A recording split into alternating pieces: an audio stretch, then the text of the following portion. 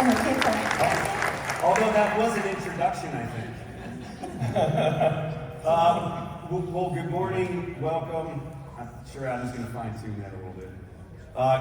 You made it. It's final day of Catalyst. So let's get a round of applause for everyone.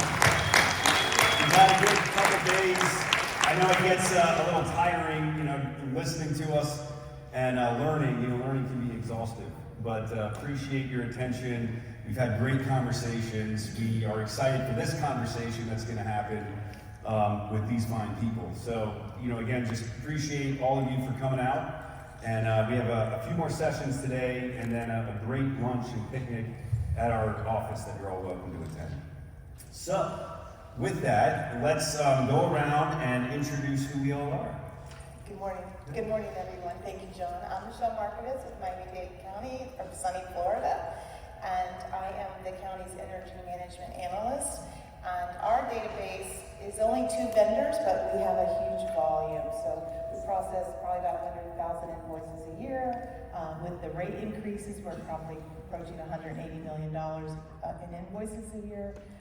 So we have about 9,500 accounts, over almost 13,500 active meters.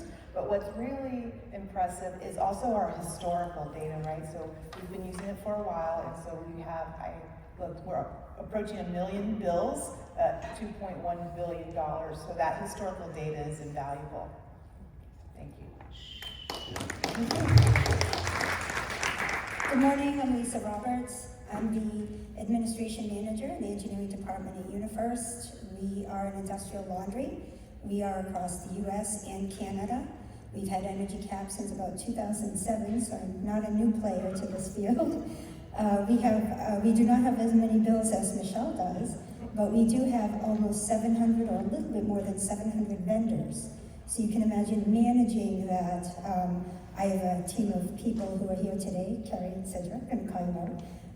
They do the day-to-day dealing with all of these vendors. So managing that is definitely a lot of work.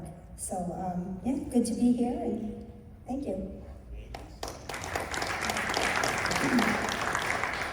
And good morning, I'm Robert Stanton, and I'm the program manager for the implementation and operation of EnergyCAP at the University of California.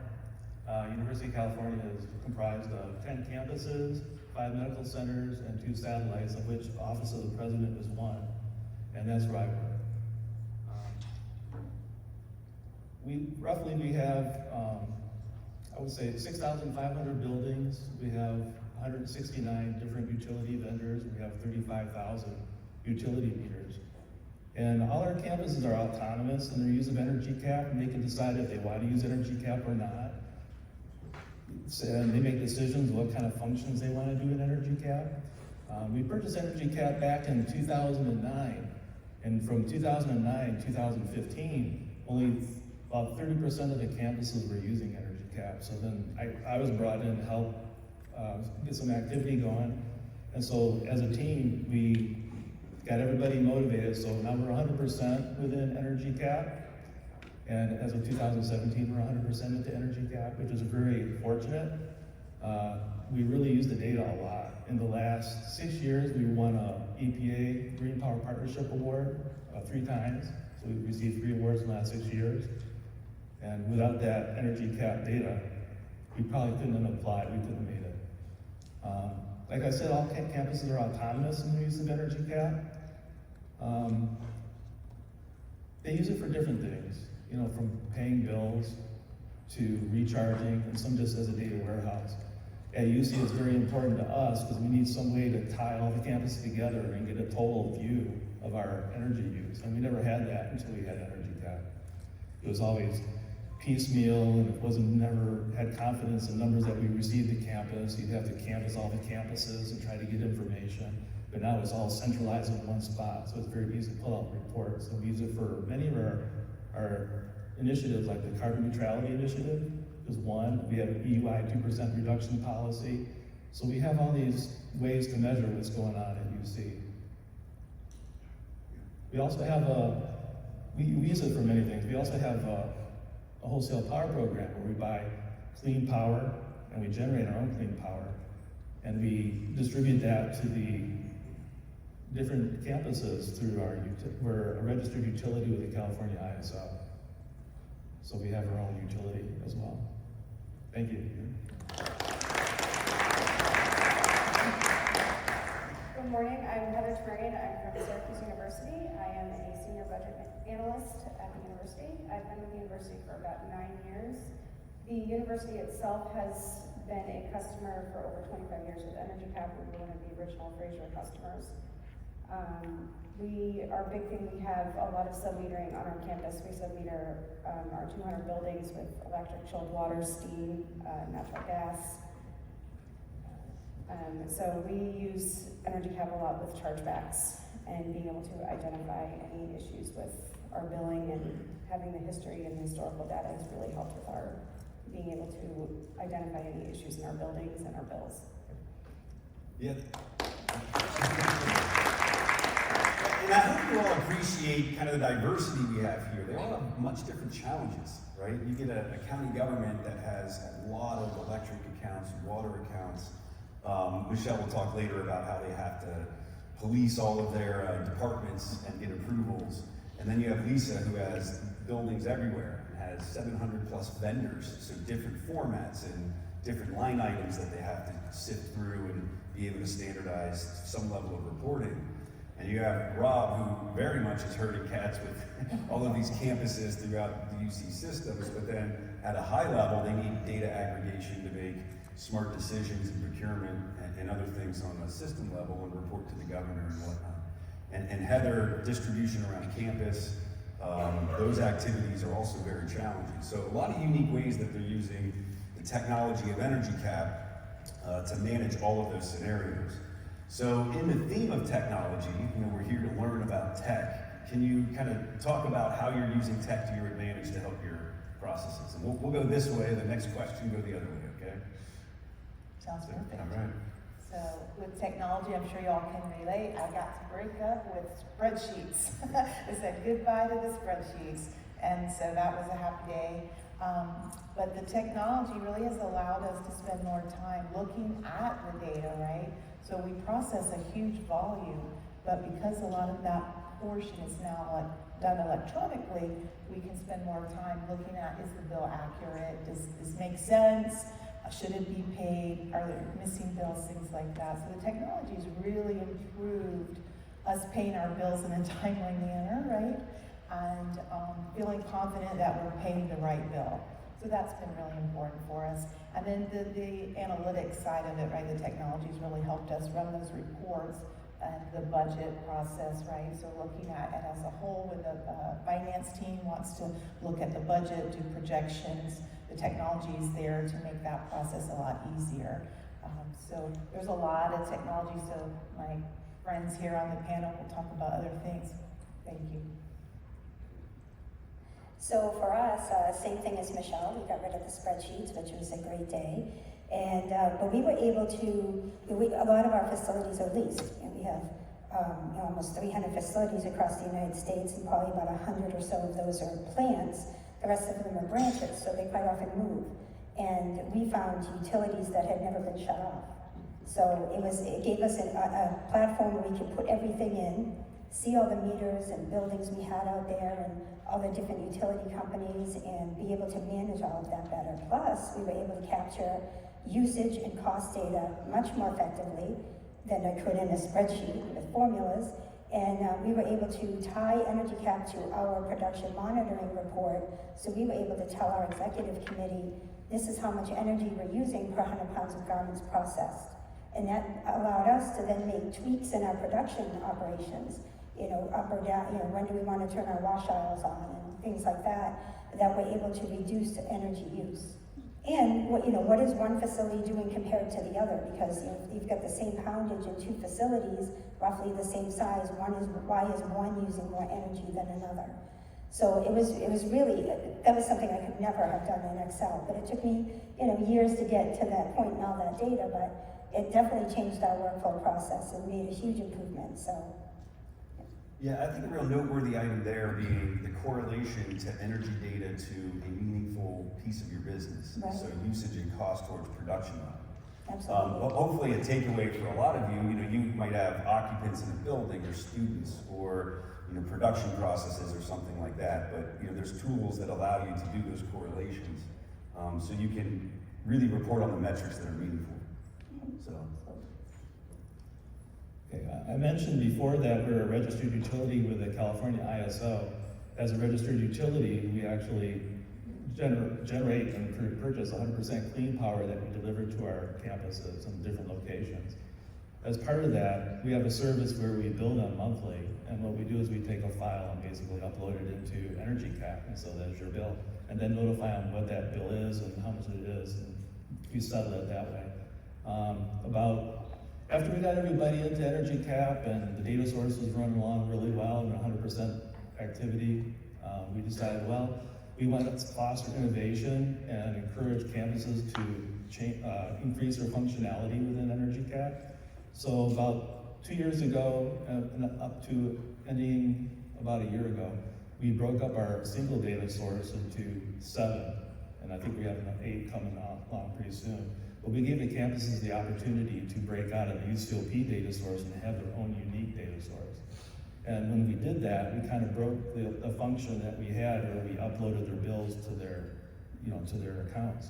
So we had to come up with a different way to do it, and working with EnergyCAP, they helped us develop a direct access bill importer tool, which we're allowed to have the file that we had before and upload it and go through a waterfall effect to the various campuses and charge the bills to them. Yeah, so in that case, using EnergyCAP to bill your campuses, yeah. Oh yeah, we do bill them centrally and it works out very well. Yeah, great. Yeah. Heather? So as everyone else has mentioned, the death of the spreadsheet was the biggest part for us. When I started 9 years ago, we had our process took about 3.5 weeks to complete input all of our monthly bills. And it was a very manual process. And I told my boss about 2 months in that I was not just gonna pay utility bills, because that's all the job was. There was no analysis, there was no, you didn't have time to look at everything.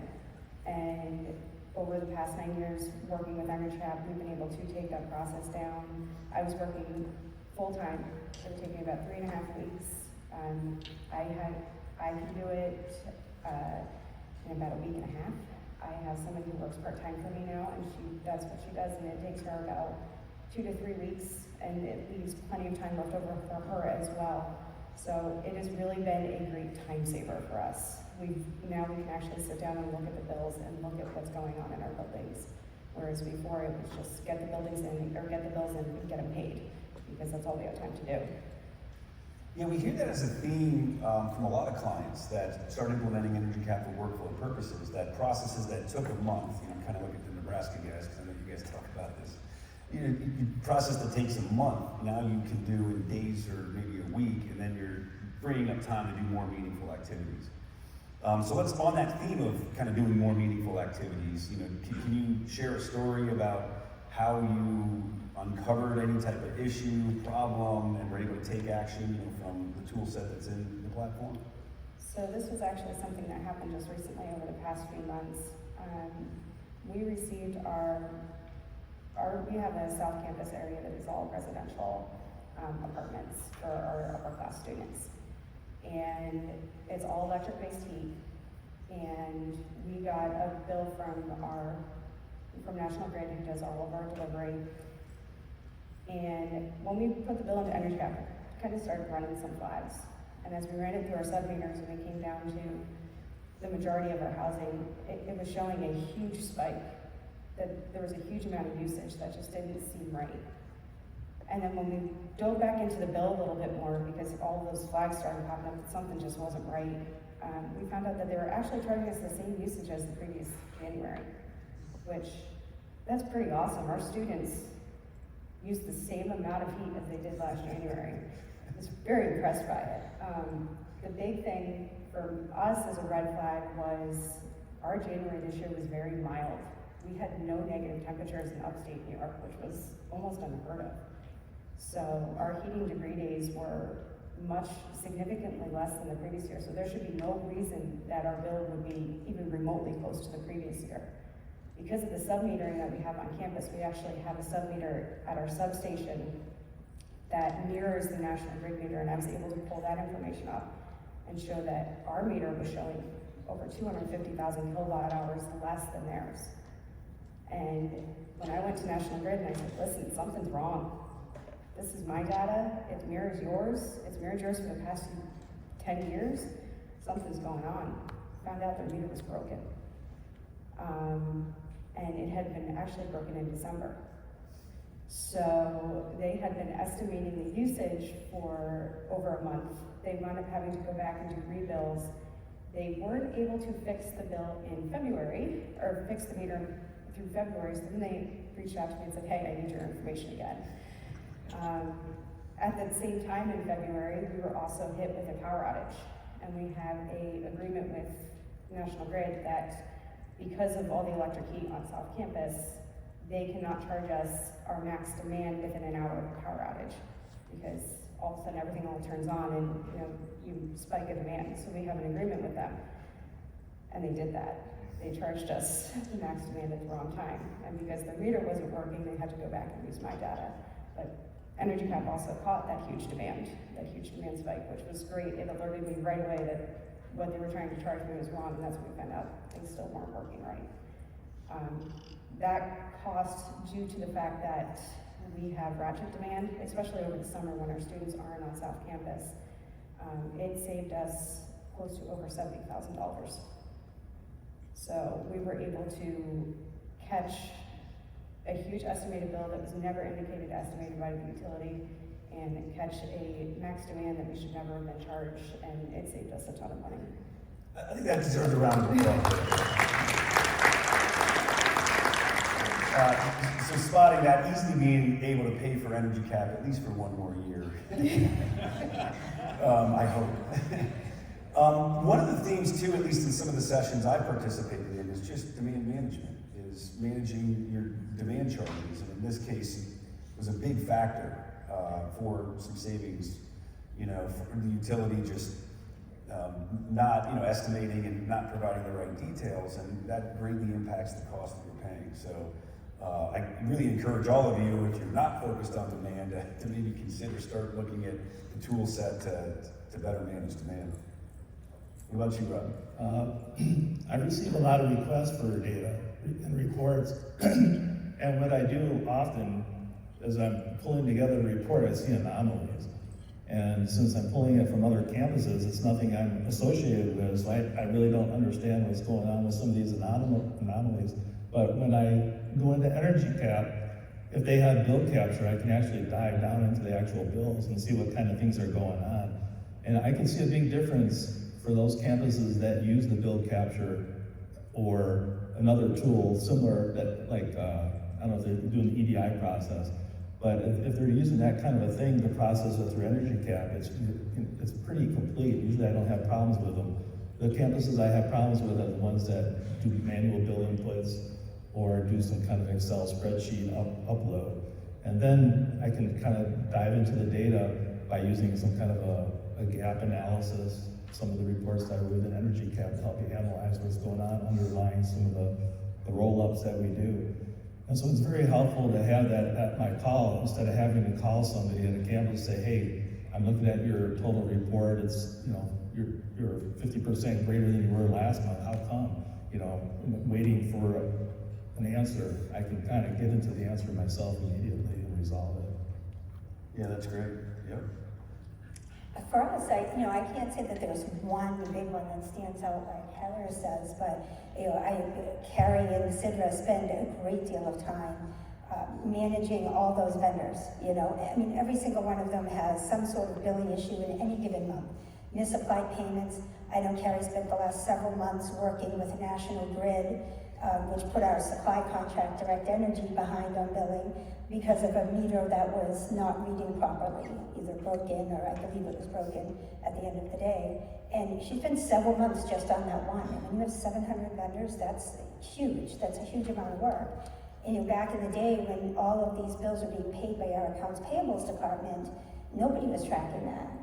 That would have been missed. Nobody would have noticed that this particular meter wasn't being read properly. We would have just been paying this very high bill and nobody would have picked up on it. So having all of that in EnergyCAP flags that for us and allows us to be able to put our eyes on all those many vendors and accounts and meters and pick up on all of these. So for us, I think it's a collective thing rather than one particular one. So It sounds like National Grid is a challenging vendor. yes, they are. Yeah. Well, we have many challenging vendors actually, Yeah. but they are one of many. Right.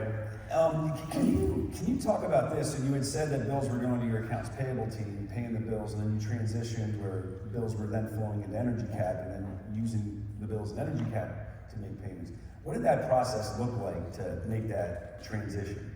For us now, you mean how it Well, no, transitioned back then, back when- then? Oh gosh. So all of our bills would go to all of our many facilities, and we would have to rely on them to what we call voucher it, so get a signature on a form and send it to our corporate office, where then our AP clerks would key them into our financial system. And they never knew if they were missing a bill. I mean, it could go months without a bill being paid at a facility. We'd figure it out when it gets shut off. Or, nobody was getting if the disconnect notices were coming in, nobody was really doing anything about it. So for that, once we transitioned from that piece to bringing it to us, we had to then go in and call each and every vendor, change the mailing address, have all the bills come to corporate. We stopped the vouchering process. There was no need to have that. And then have all the bills come to my department so that we could then key them into EnergyCAP, upload them to our financial system. So we had to create with your team the voucher feed system using the APV formatter. So that's kind of how that whole process ended up happening. But it took quite a while. We still have some bills that, for whatever reason, still go to another department or the location. Can't figure out why, but we fix it when it happens. But yeah, I mean, that process took a long time to get into place and get it perfected, for sure. And what kind of buy-in did you have to Oh, I get got from your pushback. accounting team? Yeah. My accounting team was back in the day, no, those bills aren't going anywhere. And even after we got EnergyCAP, the pains we've had over the years, trying to get my executive team to buy into the next step, it's very painful. It's a little bit better these days, but in the old school days, for sure, we can't get rid of that bill, we can't let go of it. My finance department needs to have it, and it wasn't until a number of facilities were shut off collectively that finally the CEO was like, we're done, AP, we're gonna take this away from finance, we need to have it streamlined in one place. So sometimes that's the pains they have to go through to make the change, but yeah, it was a process. Yeah, well, what we would encourage is to bring teams together instead of having this separation, right? Bring finance and energy management, which kind of, I don't know what commonalities you have in those departments, but bring them together so then collectively streamline the process, but then you're looking at your data the same way. Yeah, I mean, we were, small family-owned business, but as we grew, they stopped forgetting we weren't small anymore. And, but they still wanted to operate that way, and it was just, I guess they just got used to having that. They were afraid to let go of it. I say it all the time. I do not like paper. Everything should be electronic, because you can lose paper, you can burn it, it gets destroyed in a flood, but electronically, especially out there on the cloud, it's not going anywhere. You can find it, you can access it, maybe except for cryptocurrency, if you forget your password. But I'm not a paper person, so they were so used to that paper. It was really hard to get them to transition that away, so it was a little battle. I wasn't a favorite person back in the day, but But you are now. for some people. Michele, how about for you? Wow, so my mind's running wild with all kinds of things, because every day, right, there's an actionable item to address. But to the paper point real quick, I just want to say, yes, there were days that I wanted to get a match that would solve the problem of paper. So I think, was it John yesterday that talked about, or someone talked about the water bills? Often with water bills, you don't really know if you have a problem until you get the bill, especially a concealed leak or underground leak. And utility gives us about 30 days to fix that if we're seeking credit.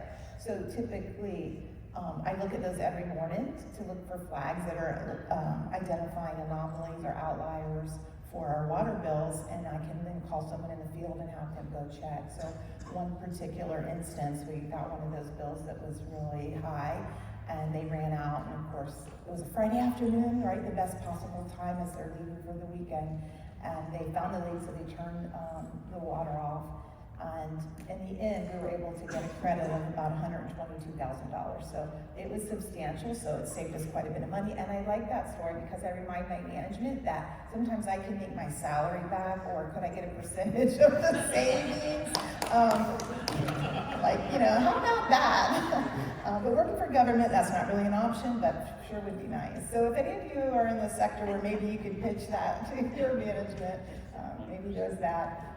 And so we've had a couple cases of that, a property that was empty as it transitioned between departments, another scenario like that. And I think that was a Friday too. And the gentleman calls me from the field, he goes, well, we are creating a pond. We now have a pond in front of the property and another concealed leak. And of course we sought credit. That one wasn't as big as that bill, I think a little sooner. So, especially the water, you really can save money. The energy often can save money with using the data to find bills that might be late to avoid those 1% fees that we get with our bills. And of course, I've talked about the volume, so for us that can be substantial. So we can negotiate, like if we get the bill paid, they'll waive the late payment charge for us sometimes. So we can save a lot of money on the fees. Again, I pitch, my portion of that savings. And there's just so many things to take action on, and again, going back to the technology, not entering the bills, right, and not spending time on things that are a little more mundane allows you to look at that every day. So every morning, that is one of the things I do, is look at those flags. Is there something that, is there a fire here that I need to address before I get to the things I had planned for the day? And so there's a lot, but I'll leave it there. Thank you. Let's give an applause to the savings story there. And if it was my vote, I would give Michele at least part of those All of savings. us. Yeah, so one of the themes talking about, streamlining bill entries, auditing processes, but let's kind of focus on the back end process. So connecting EnergyCAP with your ERP or financial system. So can you talk about, kind of go this way, starting with you, Michele, just how that's been of value to you, and give some details, if you could, about just the actual steps to get a bill paid and to start executing payment. Okay, thank you. So for us, we kind of have a two-step process, right? So the bills for us, thankfully, are imported through the EDI file, right? And so there's no manual intervention there unless we have an issue, but bills are imported. And then we have over 20 departments then that can see those bills. I always like to say review and approve the bills, right? I'm not looking for clickers. I need them to actually review what they're approving. So they have some autonomy there in how they want to do that process, when, who does it, that kind of thing. So we have a lot of users in the county that can do that, approve the bills. But once a week or twice a week, we then will export the bills, so we do it in that batch process. So I think some of you might, as soon as they're approved, they automatically go out. We hold them from exporting, and our finance team likes to see them as a batch. And so they then reconcile that batch every week. And what's really amazing for us is we have we operate as if we have 4 AP systems. So public housing with their HUD money and all that, they have a separate process. And so we're able to integrate with all of our AP systems directly from EnergyCAP, which is pretty amazing. So we don't spend a lot of time with that process. And then we pay by ACH. So the whole process is pretty streamlined, and then we spend time on the reconciliation, making sure, because of the volume, right? So that two-step process serves us well, and then we have some control over when finance gets the bills because of the volume. That's important to them. And then the departments still have the autonomy to really get in there and handle their own bills. And what does the process look like if you ever have to rush a payment? Do you have an escalation process? You're asking a government agency if we can rush a process. Yeah, so with that, I have had one situation where we actually pulled off a rush, and I learned that it can happen. I was surprised myself, but it did happen, and so I was able to call the finance team, people a little higher up in our finance team, obviously, that we're looking for that. So I was able to export it, and our automations run, I don't, everyone's probably a little different, but ours run about 5 o'clock every night, so I made sure it was ready to go at 5 o'clock. The automations picked it up, it hit the system the next day, they looked for it, so it went through, they did the budget check, they did everything, and they personally made sure the ACH payment was created, so they actually, it was Water and Sewer Department, my colleagues here from Water and Sewer, they got the payment like within 3 days from the day I got the call. So for a government agency, thank you, I think that's pretty impressive. But they were threatening to turn off the water. And of course I reminded them that we work under the same mayor, so there's that. What about for you, Lisa? Much different Oh, types the of process issues is with all quite the vendors. cumbersome. About 50% of our vendors are on ACH probably. We still have, so with all the various vendors that we have, some of them, Isidra spends every day, first thing in the morning, she goes into her email and she downloads bills that come in by email for those that allow it. Those that do not, she has to log into each of their websites and download the bill and then save it to a file. And then when you get those that still come in the mail, these little postcards that I don't imagine they could never get lost in the mail. It's just a little postcard, right? So we still have those, so we have to scan those in because we're a hybrid, so in order to get everything going. So someone in the office will have to scan those in to be processed. So then we put them into a folder. Now we have 4 or 5 business units. Each of our different entities have to have a separate upload so that it can go to that batch. Has to be a batch for UNF locations, our Texas facilities, or like a UHL, on and on. And so each of those have to be put into those separate batches. So Carrie will code all the bills, she'll review them, past due balances, maybe usage that's out of whack, cost that's out of whack. Is this our bill? Sometimes we get a bill that doesn't even belong to us, rarely, but it happens. And so she'll code those and she'll point out something special for Sidra, then she'll direct that bill over to Sidra, there we go, over to Sidra, and she will spend her days keying it. She has to have all of those bills keyed in no later than Monday afternoon in order to make the check run that week. Sometime during COVID, someone decided that it would be a smart move to go from 2 days a week down to 1 for a check run. And so, with the short window we have to get payments to a utility, as you know, that really created a lot more late fees than we would have liked, because it's impossible to make those deadlines all the time. So, that's the whole process. Then they upload those batches. So every day they still upload a batch. I think maybe one day, month close or something like that. We can't do it, but they'll upload their batches to AP, and they have to send them the report. This is what we're uploading, and they reconcile that. And if everything goes well, it goes through for payment. So it's quite a process, and soon to be made easier. We won't get into that yet. Yeah, we'll come back to that. We'll come back to that. We'll come back to that. Yeah, but certainly a lot of challenges there. Oh, a lot of challenges, absolutely. Right. And Rob, what about for the UC campuses? Well, I'll come up with 2 little stories, short ones.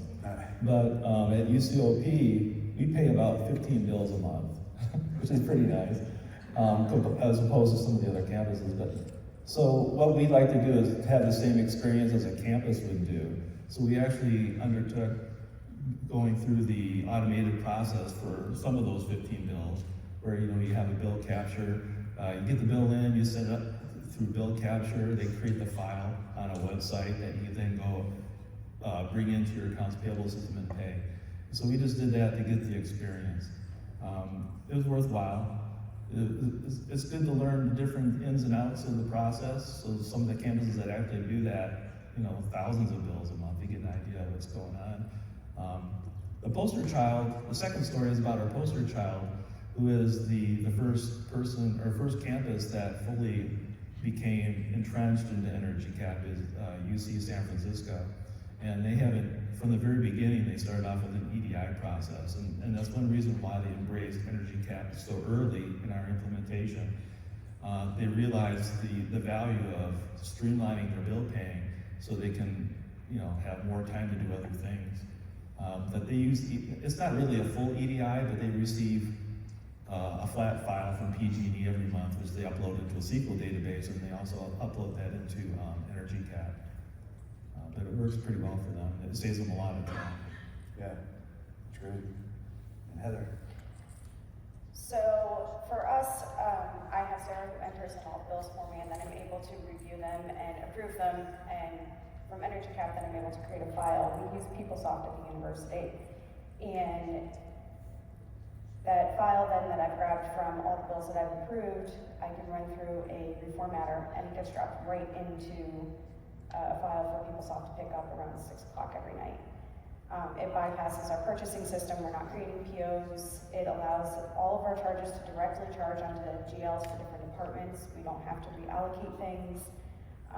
I have the opposite of a lot of people. I had a lot of buy-in. As soon as people hear that I can pay a bill through EnergyCAP, they go, here, take it, please. I don't have to enter it into ePro. I don't have to enter anything in. I don't have to write a paper requisition here. Please take it, take it. So that gave us trash and recycling, right-of-way permit fees, all sorts of things that I didn't realize could be paid by EnergyCAP. They're all utility-based, but it has allowed a lot of the ability to bring everything together. And it's now gotten our AP to, when they see a utility bill come in, it's happened a couple of years ago, there was a department that had leased a property in the city, and I got a phone call from the AP, hey, did you know that this department's paying their own electric bill? And they have a supplier when we're under contract at the university with another supplier, and I go, oh, yeah, no, we can't do that. I'm like, thank you for alerting me. So that has been a big change, since it actually has helped our AP department to recognize that when there is a utility bill, to send it directly my way. And so in that way, the individual departments aren't paying anything, so we're ensuring that we actually do capture the total usage of our campus and of all of our departments. And for some of you that might not know this, Syracuse has buildings, one building in California, which I learned through this process. So is that now going into EnergyCAP and getting paid? We have all of our remote facilities. We have a property in the Adirondacks on Blue Mountain Lake. We have a Blumen House in New York City. And we have a property out in California. We did have one in DC, but we have sold that, and I think they're getting a new one, so. Yeah. And then for you, you're doing, campus distribution activities and creating bills. Are any of those bills then going to your general ledger for allocation? Every single bill goes directly on our general ledger. Every single one. So it makes the whole process much easier for everybody. It makes it much easier to reconcile. Our bills get batch paid to all of our vendors. We're able to, with a report created by EnergyCAP for us, it gives us an ACH report, so that all of those sub-meters that have posted individually to the GL, it will roll up to our vendor bill for us. So then we have one line item that we're then sending to our vendors to let them know what bills we're paying. Do your departments that you're doing cost allocation activities to, do they ask for access to bills, and you give them access to EnergyCAP? How does that work? So our stadium actually recently, the budget manager, I had been creating a report for him every month through EnergyCAP, and he said to me one day, he's like, I'm sorry I bug you for this every month. Can't I just get this myself? And I said, you were one of the first people to ever ask for that. That's awesome. I think that's great. And with the new securities, I'm able to give him just access to our stadium. So that's the only thing he sees. I was able to create a report for him that had all of his filters set, so he could just go in and he could run that report. I created a dashboard on the top that showed him when bills had been put in, so then he could see if there was any data he actually had to go get. So it made things much easier, and I haven't heard from him in 2 months, so I guess that's a good thing. That's great. So let's talk a bit about just some of the tips, tricks, things that you're doing from a workflow standpoint to help your job and help with accounting processes. You specifically, I'd like for you to share, maybe you want to talk about something else, but just about the dashboard that you had shared with us. Yeah, so with having somebody else input the bills for me, there's always you want to have a check and balance to make sure things are getting put in. I created a dashboard. It lists by vendor about the bills that are overdue. And I think I set it to 7 days. So when a bill is more than 7 days past when EnergyCAP would expect a bill to be put in, it puts that bill up there, it puts that account up there. And we have them by every single vendor, so we can see when we're missing bills. We did this with our fire service water gets billed once a year. And I got 3 out of 70 in the mail, because they're on little postcards that never get lost. and I was able to contact the water department and get all the rest of our bills, but if that had not shown up on there, because it's a one-time-a-year bill, I probably would have never got it. Yeah, I just think that approach is, you know, it visually looks great when you see it. It's by vendor, so you know if you have an issue, like who exactly to call, rather than it just being a list of all the overdue bills. So maybe different in your case, Lisa, to create 700, you know, dashboard widgets to track vendors. Yeah, but, I probably yeah. have, myself, I have, Myself, I have 5 different dashboards because I have my utility bill accounting where it comes up with similar data. It will tell me, you know, any bills that are overdue. I have a dashboard for a specific region. We have one facility in Hammond, Indiana that the production manager out there monitors closely, so I have a dashboard just for that I'll share with her every once in a while when she asks for it. I have my energy management one, which now includes, you know, some CO2 emissions, you know, not that there's much there because we need to tweak that. And some other data, you know, that I've had to provide once in a while. So I have several different dashboards, but the tips and tricks for us was there was you know, back in the day, all of these 300 some odd locations would come to us every year and ask for information for budgets. And we did a similar thing where we gave access to all of our facilities on a read-only basis. The actual utility bill is scanned by my team and uploaded to this, as well as your ability to print out how we key it, the template form. And so they're able to log in and get their own information, run their own reports, and make their own dashboards. We still struggle with getting them to use it. I would say, again, probably 50%, maybe 60% now. So there's some retraining that has to happen, but that for us was a game changer because it reduced the amount of phone calls and work we had to do during budget season. So that was probably one of my big saves in being able to do that for the facilities versus when we started we were clients, so it wasn't as easy to get that to the field, you know, at all really. So having it now on the cloud-based version has been a game changer. So that's what I've learned from it. Yeah. Been helpful. Yeah, that's great. Michele, what about you? Well, first, someone mentioned about visiting meters. I think, Heather, you need to go to California, is that right? We're taking John's lead where yesterday he said you have to go physically look at your meter, so Heather's looking. Yeah, I'm all in for you. And, you know, I'd like to just say, also with this technology, before I talk about that real quick, you know, it seems like COVID is in the rearview mirror, but I'd like to say that was one of the beautiful things, right, with this technology is that the next morning after we basically had a shutdown, probably most of us that use EnergyCAP, we didn't miss a beat, right? The next morning, we were operating the same, right? We were able to process, pay, evaluate, analyze, whatever people needed. So I'd like to say, so for us, that process just continued as if nothing really had changed. So that was pretty amazing for us. And I'm sure many of you also. And depending on what classes you've been in this week, you know, they talk about bill lists, and for us that's pretty powerful, right? So I talk about these different AP systems and things that happen. So I'm able to have all these bill lists, and 2 of them that are really helpful are duplicate bills and missing bill lists, right? So with duplicate bills, that again, I was talking about audits in the morning. I also go to my duplicate list every morning because I try to get in front of all those 20-something departments and evaluate if they're really duplicates and void them or whatever needs to happen so that people don't accidentally try to repay a bill. And then also with the missing bill list, you can run a report or look there, and I can give that list to our vendor and say these bills are missing, and that kind of streamlines the process also. And then I've created a SharePoint site where they can just dump those bills in there, and so that streamlines the emails because, you know, I'm sure all of you have only a couple emails a day to deal with. And so now I have a place, a repository where I can work from there, and we can communicate through that, reducing emails, phone calls, texts, and all of that. So there's so many things to talk about, but with the missing bills, duplicates, you know, those save money and time, which, you know, as a government agency, usually the money is at the top of the list.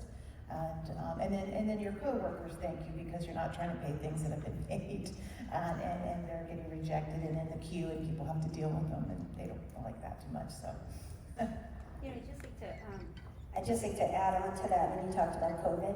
So for my team, pre-COVID, everything was paper. We had hardly any bills were electronic, and I have to give it kudos to my team because they pulled through and we scanned bills, we called vendors. We had Carrie's son Bobby, who was working for me as a temp. He would call up the vendors and get everything electronically and set up all of these usernames and passwords for all these many vendors so that we could do all of our work from home, and nobody got shut off. So I'd like to say we didn't miss a beat. I don't think we did, but it was a huge undertaking to do all that. So I thought that was worth mentioning. So Yeah, that's great. I think that is a challenge when you have this like major, change in just the landscape of how we conduct business and how, things process. Where if you have stable, automated, we're using tech to our advantage, then you don't miss a beat. Right? Oh yeah, when they told me as a manager that you can't come back to the office, I literally deer in the headlights. I'm like, what am I supposed to do? Yeah. How am I supposed to manage my team? How am I supposed to make all this happen? And thankfully, because like I've said before, I wear a couple of other hats at UniFirst, and so each of those teams though stepped up and did what they needed to do. So, but on the energy side, it was a huge undertaking for sure. I was totally opposite. I was like, woohoo, how long do I have? I didn't know it would be quite so long, but yeah, I was the opposite. No, it was challenging. Yeah, Rob. Yeah, I'd like to give a shout out to those who use dashboards, or make them, I should say. Our UC San Diego, they have marvelous dashboards and really gives me good insight to how they operate. And when I do some reporting for other people, it's really good to go into those dashboards and kind of get a feel for, some of their big users of energy. They have nice pictures loaded up of their buildings because they have a lot of state-of-the-art buildings there. They have they have pictures of the building. They have details about the building. It gives you more information about the history of the building, what it's used for. They'll have an EUI graph there. They might have an energy use graph there, but they use all kinds of graphics, and it's really good even though I work for UC, sometimes I feel like I'm an outsider looking into some of these campuses, and it's a really good insight to what they do. Yeah. And can you talk more about UC specifically? You have a user group with the campuses that you meet regularly. Sure. Yeah, every month we have a utility database working group that meets monthly. It's the last Thursday of every month. And at every campus, there usually is an EnergyCAP lead. And the EnergyCAP lead is usually somebody who works for the energy manager, or the energy manager himself, or him or herself, or it would be some kind of business admin. Some of the campuses like UC Riverside, EnergyCAP process is led by the business admin people because they use it heavily for their recharge process. At other campuses, it's the energy people that do it. We haven't gotten sustainability people into it, but maybe we will now that Carbon Hub's out there. We'll see. They're very interested in it. A lot of sustainability people get the information from the energy people, so maybe they won't need to do that anymore, but they can kind of create it themselves. We'll see. But we have that monthly meeting. We just talk about issues that people have, kind of share best practices, review things. We have a kind of a time cycle throughout the year. We have a data fill that happens every March where everybody goes and looks for gaps in their data, make sure we have complete data sets for all the campuses so that we can start doing system-wide reporting and have accurate reports. But and the utility database group meets monthly, but there's also a technical committee which oversees them. So if we have issues within the UDWG, we call it, we raise it to the technical committee. And then we have and above them, we have basically a governing board over all the energy services. If we have issues there that need resolution among everybody, because not everybody can agree on how things should be done, we go to the governing board. Yeah, I think that's excellent. I love the fact that you all get together and then you look at data, review it, make sure it's complete. I know UC Systems, not the only ones that have groups, have energy managers meeting. There's a group in Virginia that has been meeting for years that meet and talk shop. And the commonality for a lot of them is that they use EnergyCAP, so they have a platform they can speak the common language. And I like that connectedness. A little bit of a plug here that Amber and the marketing team is starting up the Eco Champions community for our EnergyCAP users. So we want to take kind of these regional groups and go more broad to our user base. And so you'll hear more about that. But we started a a new chat, tool, so we can all stay connected, all of us, like our team members and you, so we can do those kinds of things with all of you on a regular basis. So, be on the lookout for that. So we have just a couple minutes here. Rapid fire here. I think we'd all like to learn what's next for you in your, evolution of continued use of EnergyCAP. So let's go, Michele. What's next? Well, I might have answered that a little differently because I think Carbon Hub, I'm hoping, is what's next. Maybe some WattX. I always have on my what's next list is advancing user training. So, these events fire me up, so I go back and try and get, people more advanced in their skills in using EnergyCAP, right? More than just approving bills, helping them analyze, like Heather said, learning to run their own reports, things like that. Advancing my own skills, continuing to do that.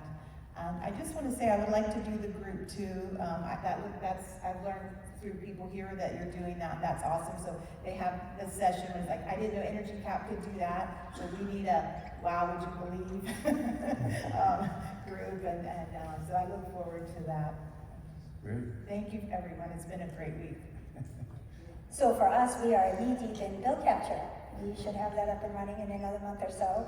So that's definitely the number one on our what's next list. Beyond that, now I'm fired up about WattX and Carbon Hub, and I've got my team on board. So we have some things to go back home with, and hopefully we can. I'm already thinking about the 5-year roadmap of energy and where we're going to go with it. So that's kind of where it is for me. That's my next steps after bill capture. That's great. Yeah. Yeah, Rob. I'm looking forward to improving the reporting that goes across the data sources, bring them all into one, like a Power BI, and that's what we're looking forward to. And then we can create some more dashboards, and who knows, maybe now we can have some system-wide dashboards. Yeah, that's great, for sure. And Heather? So right now we are manually importing our end reads for all of our interval data for just the last read of the month. So we are looking at bringing in, it was daily, but I got asked yesterday if that could possibly be hourly by my team in sustainability. So it could be hourly, it could be 15-minute. We're going to still figure out which one we're going to do, but being able to have that automatically picked up by EnergyCAP so that we're no longer doing another manual process. It's getting rid of another manual process. So interval data is next for us. That's great. Well, let me thank you. I don't know if we have some time for questions. Well, 2 minutes then. Who's got a question? Yeah. That's 13 minutes. Anyone have questions for the group up here? Anyone need some extra coffee? We saw the time that we had. It's like Thursday after happy hour, the sales event. We didn't think all of you would show up, so this is great attendance. If we don't have questions, I think that's fine. Steve has a question. Not really a question, but this goes along the line of if you have access to your data, you can find savings in ways that maybe you would never anticipate. So Michele, tell the story on behalf of Miami-Dade. I think I got most of the elements of it right. Miami-Dade built an ice plant for air conditioning in some of your major buildings downtown. And an ice plant doesn't really save energy, but it saves on peak demand charge because you produce ice off hours when demand is cheap. You produce ice off hours when demand is cheap, and then during the next day when demand charges go way up, you run your chilled water through the ice plant so you're not running your chillers when demand charges are at a peak. Well, Miami-Dade had a hurricane strike them. I don't remember, it was 7, 8 years ago. It knocked the whole city offline, and power was out for maybe 2 days. All the ice melted. So when the power came back on, and it was the next day, their demand spiked because now they're paying normal demand charges. And Dan Coogan, Michele's predecessor, saw that in EnergyCAP, saw the cost of these demand charges. Now they were legitimate demand charges, but in comes the federal government who had allocated billions of dollars for hurricane relief, So FEMA was offering to pay for hurricane expenses. So Dan said, well, this 150,000 of demand charge that we wouldn't have gotten had we not had the hurricane is a legitimate hurricane expense, and went to FEMA. I'm not sure if he ever got the money, but I know he was pressing hard for the money. Now, you would probably never imagine that you could use EnergyCAP to bring about that kind of savings. So it's a very unique story of how having access to the data and an understanding of the impact of demand charges really brought about a lot of cost reduction. Right. Yeah, that's a great story, and I forgot because that was with my predecessor.